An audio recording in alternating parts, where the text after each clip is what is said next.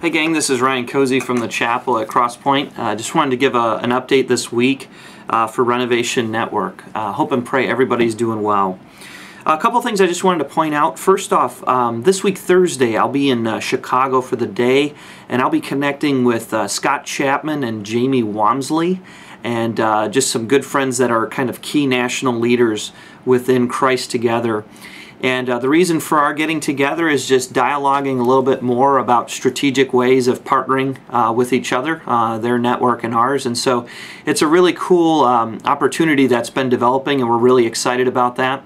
Looking forward to getting back in touch with them this week. And then also, you can be praying for this. Later in November, some of their national leaders and our national leaders will be gathering again in Buffalo this November. And no, that's not a crazy idea to get together in Buffalo in November, but we'll be doing that. And so just ask that you continue to pray for us as we just look for ways to partner and get to know one another better, the people of Renovation Network and the people of Christ Together. Second thing I just asked for your prayers in, just very excited. We launched year 2 of the Spiritual and Missional Behavior Survey, Spiritual Formation and Missional Behavior Survey here at the chapel. And so just excited to start seeing the data start streaming in, lots of papers coming in, lots of online responses coming in. And so we're excited about that. And we're hopeful for one, just a really good sample response, and then also just to discover as we try to be on mission with this idea of every man, every woman, and every child having the repeated opportunity to hear, see, and respond to the gospel. We're excited to see what that could look like. In addition to that, kind of a cool story, a sort of a neat development.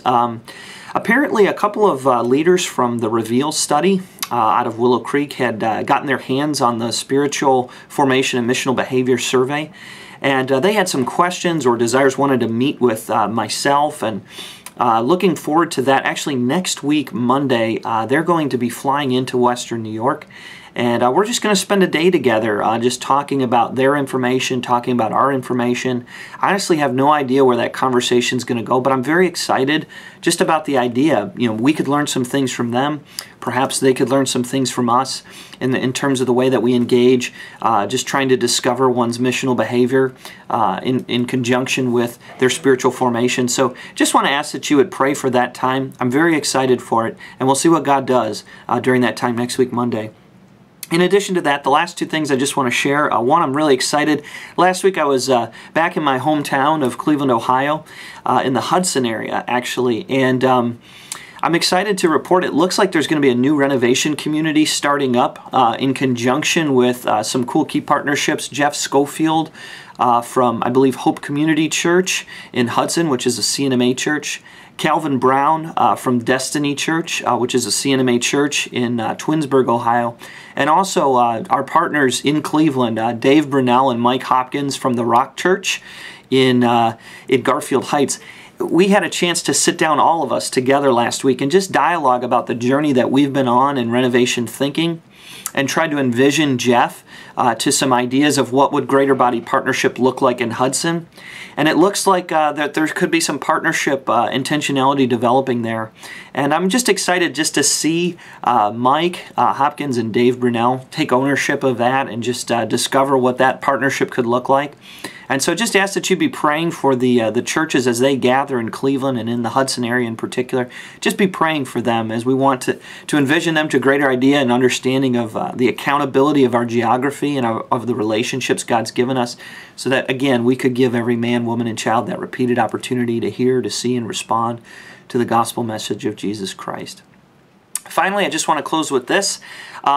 Some of you have been approached about an initiative called the 80-20 Initiative, and just if you haven't been familiar with that or you'd like to hear more about it, 80-20 is a platform that has been adapted and designed within Renovation Network with the hope of serving perhaps a percentage of our churches that might be interested in envisioning their lay people to the outcomes that Dwight talks about in DVD 4 of the renovation material.